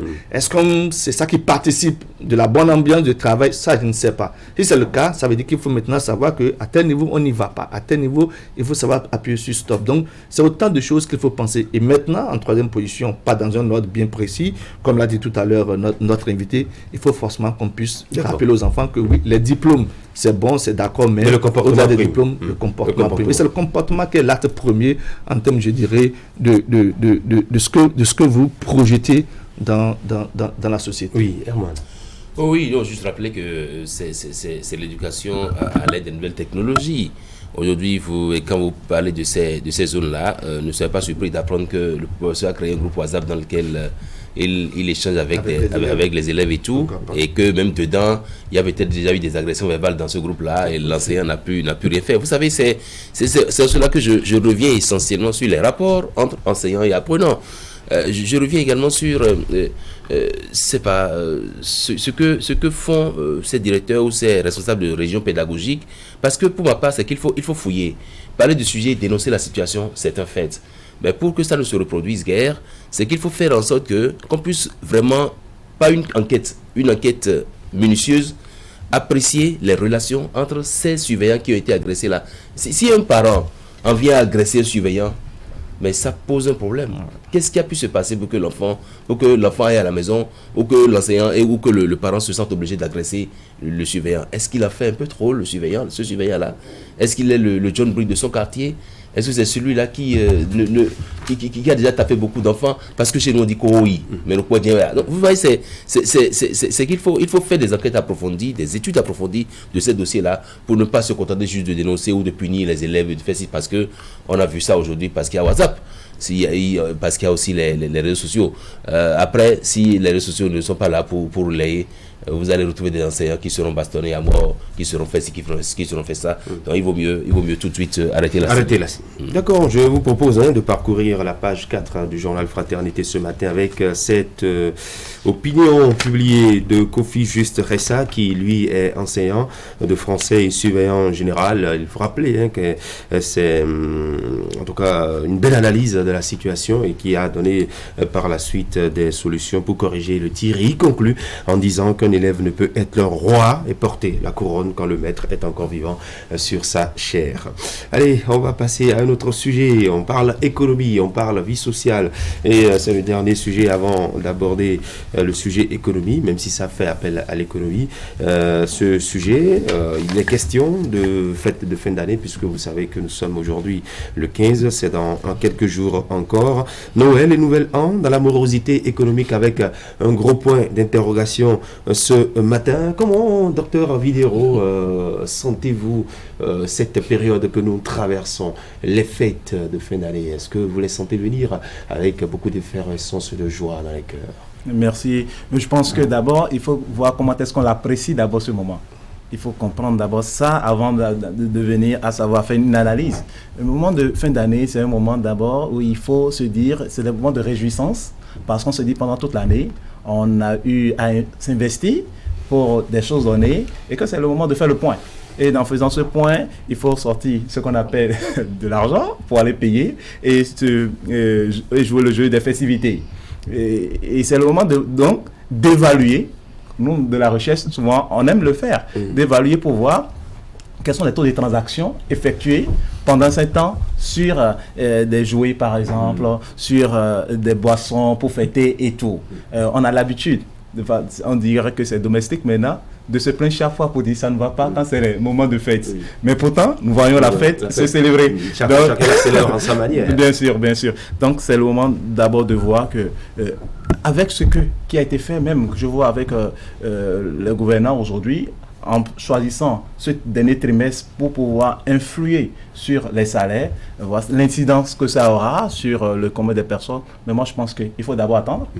Il faut laisser ce mois passer pour pouvoir faire une analyse bien donnée. Mais je suis sûr que, comme d'habitude, là, on ne va pas dévier à la tradition, qu'est de prendre un verre ensemble, qu'est de célébrer les moments de réussite de l'année et les moments qui n'ont pas été, pour pouvoir faire un point pour savoir qu'est-ce qui n'a pas pu se faire et pouvoir mieux s'investir sur autres axes donnés. D'accord. Quand vous faites le tour de la vitrine du Bénin, la grande ville de Cotonou, c'est vrai qu'il y a quelques années en arrière, en cette période, on voyait des étalages de jouets à chaque 5 mètres. Cette fois-ci, ce n'est encore pas le cas. Je ne sais pas si c'est le projet asphaltage qui a pris par là et qui demande aux gens de ne pas occuper le domaine public, qui fait qu'aujourd'hui, on ne voit pas ces étalages-là. Il a fait cas de la revalorisation salariale Clément Achadé. Est-ce que ça pourra changer quelque chose à l'ambiance en période de fête?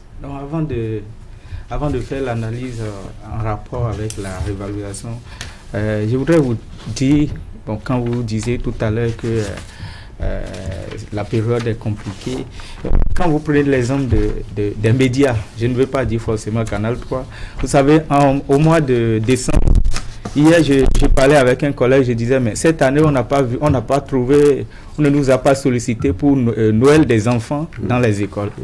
Donc ça pose déjà problème. Non, ça pose bientôt. Ça pose déjà problème. Non, je pense que du week-end. Oui, mais je pense que avant, ça commençait tôt. Oui. Donc, parce qu'on avait beaucoup de sollicitations. Donc, moi, je m'interrogeais déjà pour dire Noël des enfants. Est-ce qu'on n'aura pas cette année? Vous savez bien comment ça se passe. Ce sont les parents qui prennent les cadeaux des enfants dans les établissements. Donc, aussi les parents. Les deux, vous voyez, quand vous êtes avec des gens, comme Akimé, de temps en temps, vous invitez.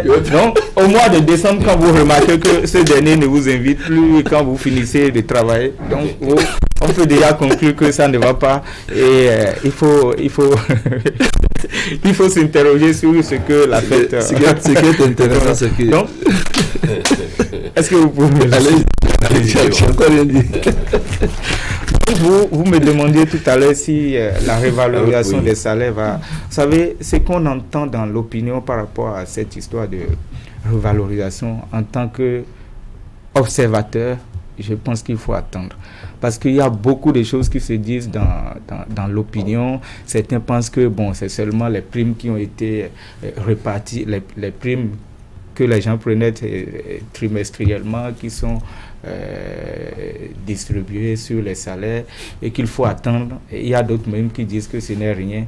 Donc, pour des raisons personnelles et surtout en tant qu'observateur, je ne voudrais pas dire quelque chose de... Dans l'autre cas, je vais rapidement me prononcer avant de prendre congé de vous ce matin. Non, les fêtes dans les écoles, ça aura lieu peut-être autrement. La preuve, c'est que les promoteurs d'établissement, j'en riais parce que bon, il y a un responsable d'établissement qui m'a donné un coup de fil hier pour dire, mais papa, jusqu'à présent, on n'a pas encore le retour de votre accord de ce que les enfants vont prendre part à la fête.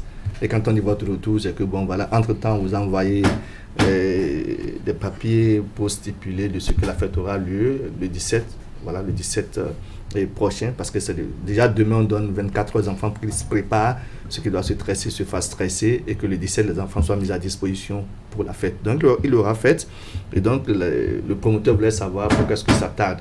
Bon, dans l'autre des cas, c'est qu'il fallait finalement réagir, parce que les enfants sont dans un milieu, et très souvent du fait que nous n'avons pas véritablement assez de moyens, on a tendance à les priver, je dirais, de cette ambiance collective.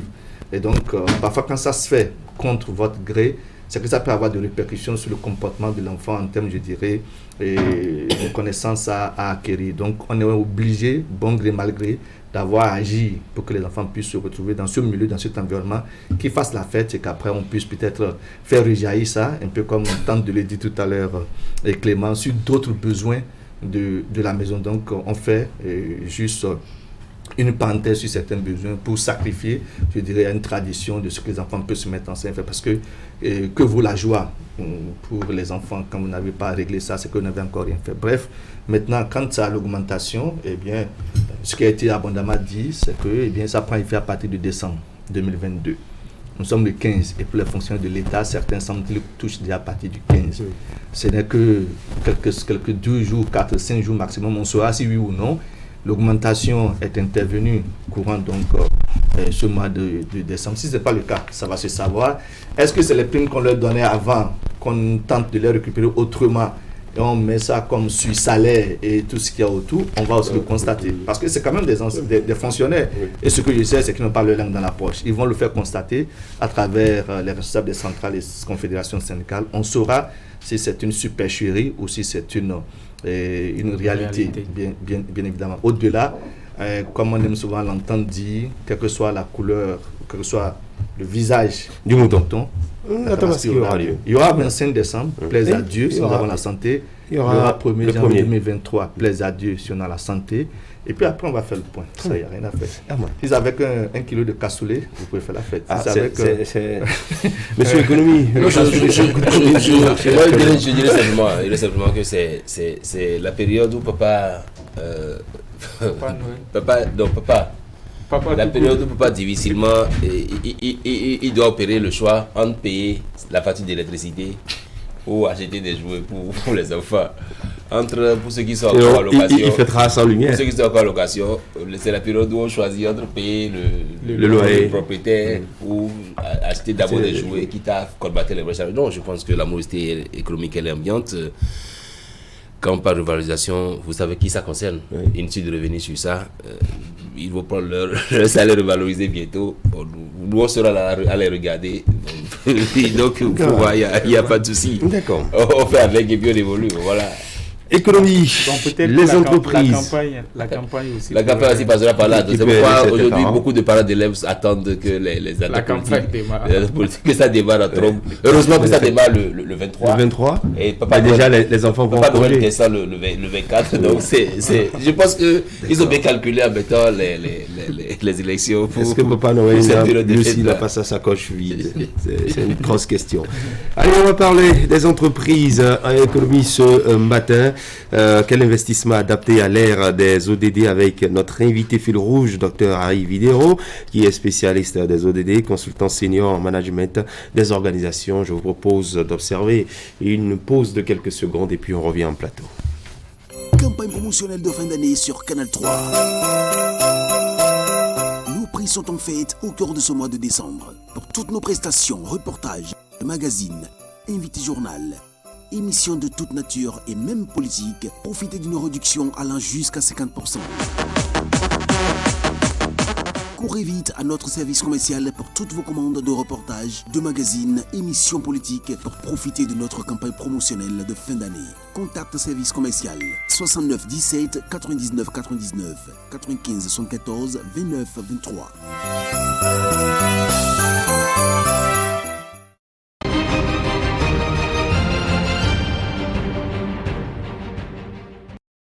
8h35, le plateau économie avec vous, Clément Tchadé. Quel investissement adapté aux défis des ODD? On va comprendre tout ce qui va avec. Nous sommes avec vous. Oui, Christian. Monsieur Docteur, j'allais dire Videro Harry, vous êtes le directeur du groupe Talent Incubator, consultant aussi senior en management des entreprises et des organisations.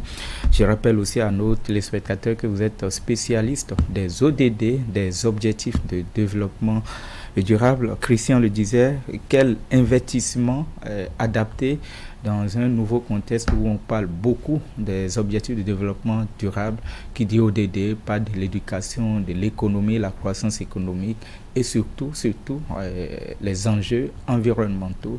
Donc on va essayer de comprendre toutes ces notions avec vous. Mais d'abord, docteur Videro Harry, que faut-il comprendre d'entrée par la notion d'investissement durable? Merci beaucoup, mon cher ami Tchadé. Merci, Christian, de m'avoir invité pour cette problématique. J'appelle ça problématique parce que vous allez voir que c'est un concept qui a été ces dernières années beaucoup travaillé par les spécialistes. On l'aborde parce que on dit le devenir du monde dépend de ce qu'on appelle des objectifs de développement durable. On va commencer par là. C'est quoi les objectifs de développement durable? Tout simple. Il y avait ce qu'on appelle les OMD, qui sont les objectifs du millénaire, qui ont été mis en place. Et pendant des années, on a vu qu'on n'a pas pu atteindre la réalisation de ces objectifs entre les organisations. Alors, 193 pays se sont rassemblés à l'ONU en septembre 2015 pour élaborer les 17 objectifs de développement durable. Ces 17 objectifs de développement durable qui prennent en compte tout ce qu'il faut afin qu'on puisse parler de l'avancée du monde. Et vous allez voir qu'aujourd'hui, ce n'est pas des 17 objectifs, il ne s'agit pas seulement des politiques, des gouvernants, mais aussi de la société civile, des acteurs du secteur privé, les entreprises, tout le monde, pour pouvoir se réunir autour de cette table ronde, parce qu'on a constaté qu'avec les OND, objectifs du millénaire, c'est ce qui a manqué, parce que les gens l'ont compris comme si les objectifs mis en place, c'était pour les gouvernants, c'était pour l'État, les pouvoirs publics. Voilà, donc c'était ça.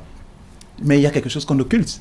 Quand on parle seulement des objectifs de développement durable, et de l'agenda 2030 qui réunit ces 17 objectifs, on oublie que bien avant, en janvier 2015, il y avait ce qu'on appelle l'agenda 2063, qui a été mis en place par l'Afrique avec ces 7 aspirations et qui sont en lien direct avec ce qu'on appelle les objectifs de développement durable.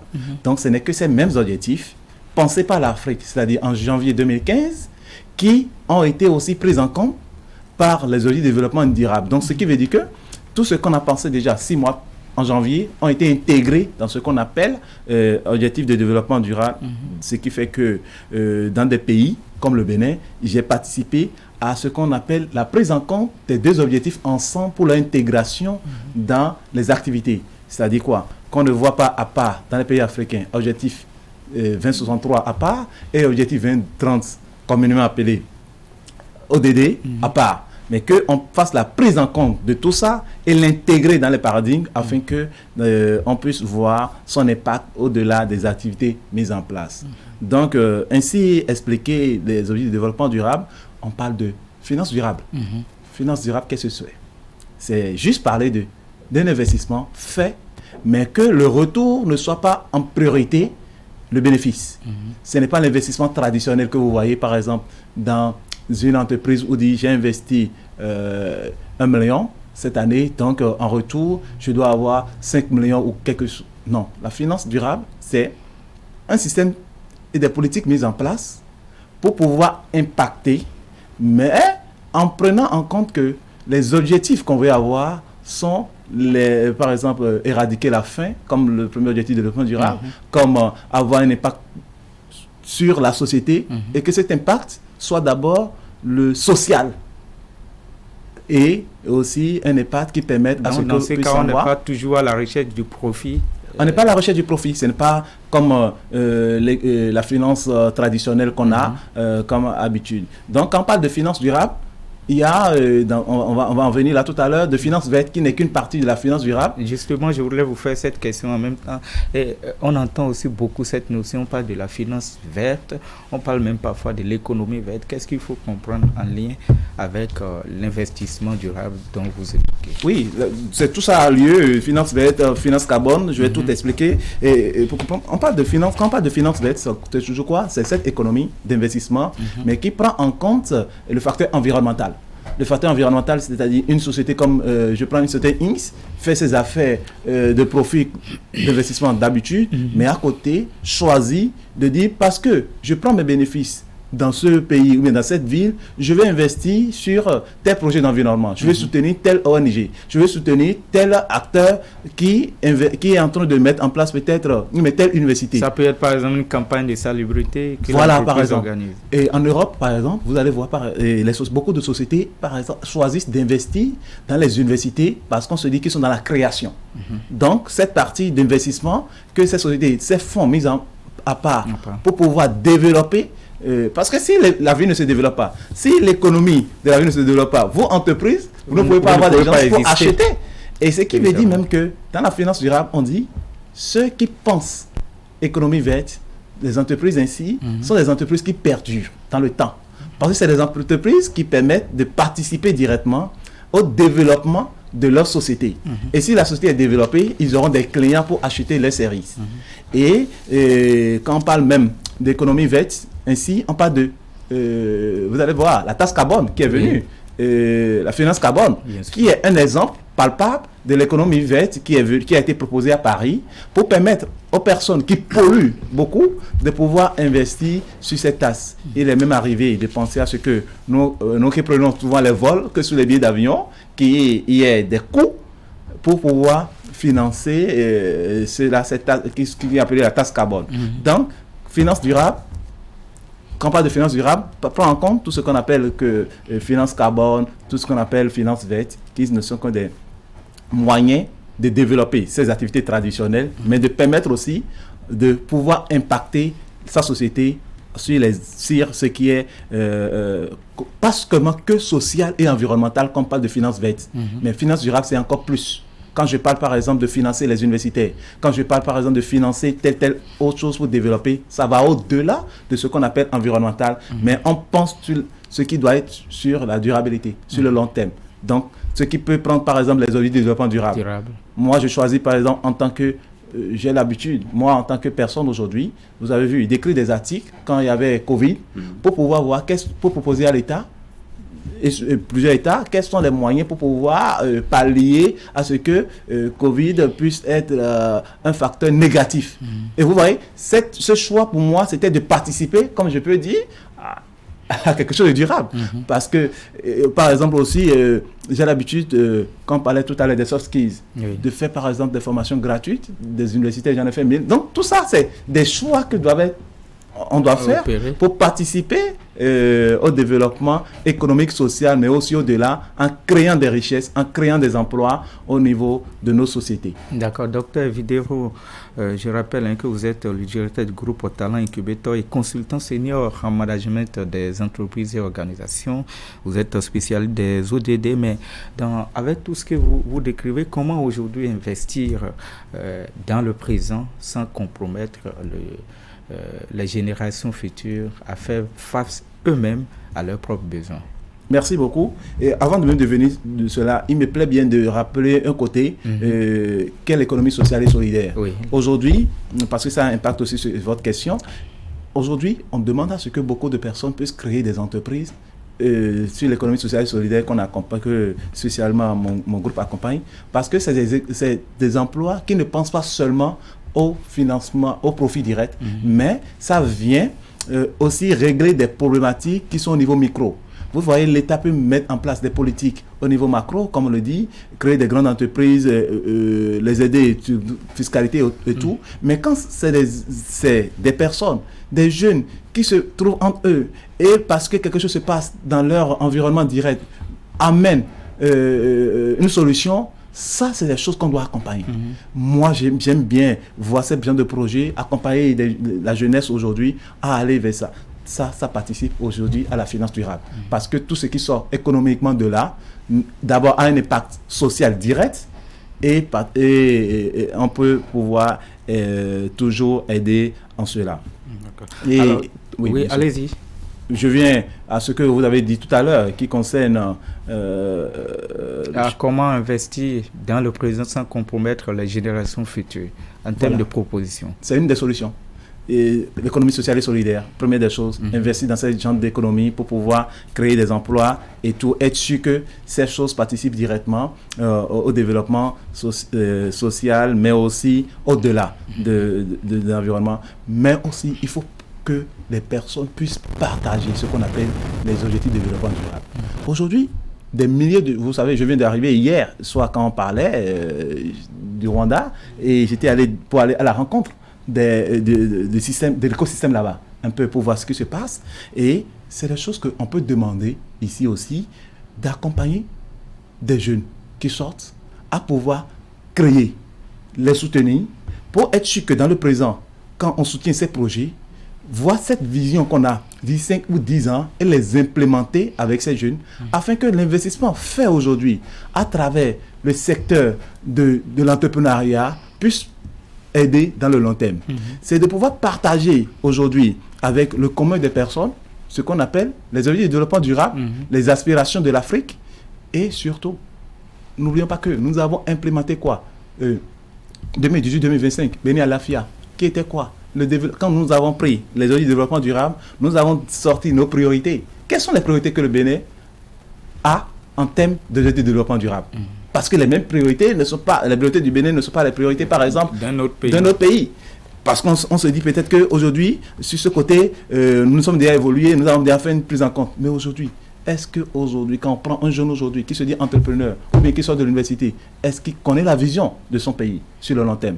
Comment est-ce que ce jeune peut créer dans le présent pour que ça ait un effet dans le futur si cette personne n'a pas une prise en compte directe? Donc, c'est des choses pour cet investissement. Donc, là, vous insistez sur le partage ou, je dirais, la vulgarisation de ces politiques, je dirais, de ces ODD. Bien sûr, et des politiques du pays. Quand on parle d'intégration des ODD au niveau de notre pays. Le PAG. Voilà. Quelles sont les priorités, les axes de priorité du PAG et quel est surtout le côté incidence économique sur les années à venir. Pour qu'on puisse savoir qu'aujourd'hui, on veut par exemple créer dans le secteur informatique, on veut créer dans le secteur de la tech, nous voulons créer quels sont les emplois du futur, quels sont les domaines du futur utiles pour le pays.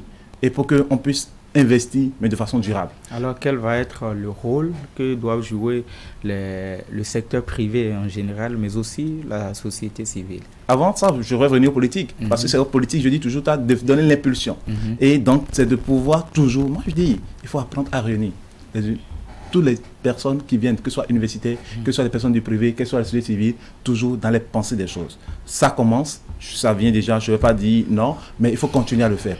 Beaucoup de tables rondes, mais au niveau micro, même, dans les lieux donnés, universités, dans les chambres de commerce et tout. Deuxième chose, au niveau des entités privées, c'est le lieu de les rappeler que aujourd'hui, l'investissement pour le développement social et futur des environnements sont essentiels. Ce n'est pas pour rien que beaucoup de grandes entreprises aujourd'hui mettent d'un côté, dans le financement traditionnel qu'ils font, dans le profit traditionnel qu'ils veulent, qu'ils doivent investir pour l'économie, dans les affaires de leur société, et en soutenant tel projet de façon durable. Parce que tout ça impulse indirectement l'avancée de leur affaire.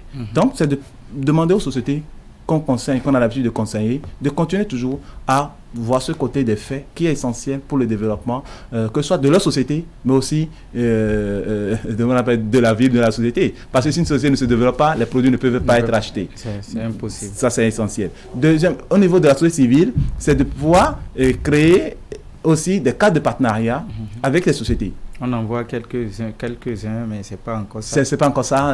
Nous sommes là pour pouvoir impulser cela. Nous n'allons pas essayer. Donc, ce partenariat est essentiel pour que tout le monde, tout son profit, que ce soit la société civile, que ce soit le commun des personnes, que ce soit les sociétés qui s'implantent, que ce soit les politiques. Donc, c'est essentiel. Comme je disais tout à l'heure, il faudrait que les outils de développement durable qui doivent être posés, je dis, par tout le monde, même l'étudiant, même les chercheurs, même les entreprises, on puisse avoir tellement de cercles de discussion et de partage pour voir comment est-ce que nous puissions participer ensemble à pouvoir financer de manière durable notre économie. Est-ce que tout ce que vous décrivez pourrait aussi, d'une manière ou d'une autre, impacter la croissance économique quand on prend en compte, je dirais, les enjeux de ce développement durable? Je dis toujours quelque chose. Des affaires qui se développent sans prendre en compte les objectifs de développement durable ne peuvent pas impacter de façon essentielle un pays et ne peuvent les études, moi j'ai écrit des articles sur ça, ne peuvent pas permettre à une société de rester de façon durable.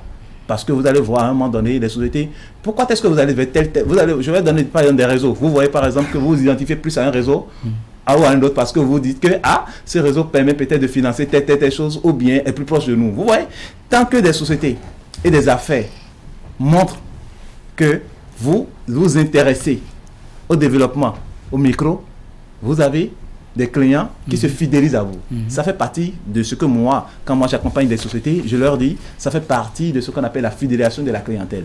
Et on ne peut pas ne pas penser à ça et vivre sur le long terme dans une société. C'est comme si vous créez des activités et vous pensez que juste vous allez avoir de façon traditionnelle un retour sur investissement sans pouvoir participer au développement économique et social.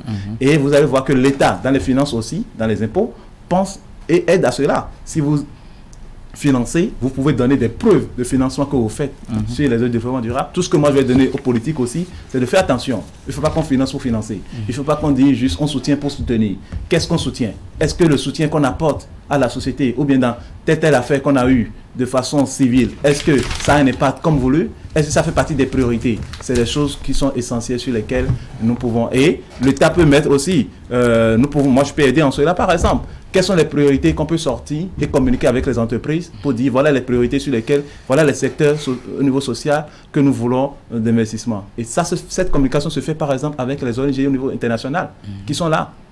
Et ça permet de pouvoir définir leur politique. Mais vous ne pouvez pas faire un tel pareil sans un accompagnement. À quel frais vous pouvez offrir ce genre de communication? C'est pour ça que le partenariat entre les sociétés qui se font beaucoup d'argent est essentiel avec les organisations de la société civile et, comme je disais tout à l'heure, avec l'État. Parce que l'argent pourra circuler et les projets pourront être développés. Docteur Videro Harry, je rappelle à notre spectateur que vous êtes directeur du groupe Talent Incubator et consultant senior en management des entreprises et organisations. Vous êtes spécialiste des objectifs de développement durable, ODD.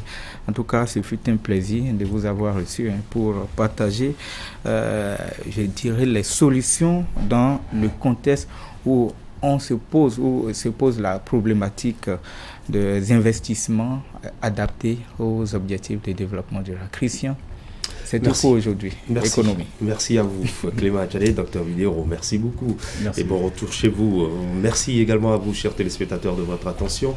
C'était votre matinale Actu Matin. On va boucler avec la revue de presse traditionnelle d'Assiogon Kanye Assiogon qui revient donc sur l'actualité traitée, publiée par les journaux ce jeudi 15 décembre 2022. Nous, ici, nous vous disons bien merci de votre attention.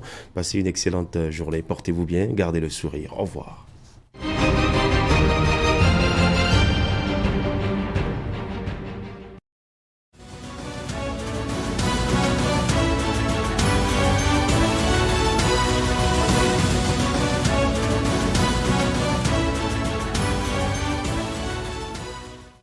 Bonjour, mesdemoiselles, mesdames et messieurs. Avec le matinal, on lit qu'en marge du sommet USA-Afrique qui se tient du mardi 13 au jeudi 15 décembre 2022 aux États-Unis, le président Patrice Talon et sa délégation se sont rendus au siège du Fonds monétaire international. À cette occasion, le numéro 1 béninois a échangé avec la directrice du FMI, Kristalina Georgieva. Les deux personnalités ont échangé sur les défis auxquels le Bénin est confronté et de la meilleure manière pour le FMI de continuer à appuyer la stratégie de développement centrée sur les ODD du pays dans le cadre du programme de 42 mois soutenu par le FMI. Au terme des échanges, complète le journal, Kristalina Georgieva a félicité le président Patrice Talon pour son engagement en faveur des réformes. L'économiste du Bénin parle, lui, de 202 millions de dollars au Bénin pour la réhabilitation de son réseau routier. C'est le nouveau don du Millennium Challenge Corporation au titre du nouveau compact régional Bénin-Niger. Ce fonds alloué au Bénin servira à la réhabilitation du réseau routier national. Il vise à faciliter et rendre plus rapide et plus sûr le transport de marchandises le long du corridor entre le port de Cotonou, Bénin, la capitale du Niger, Niamey.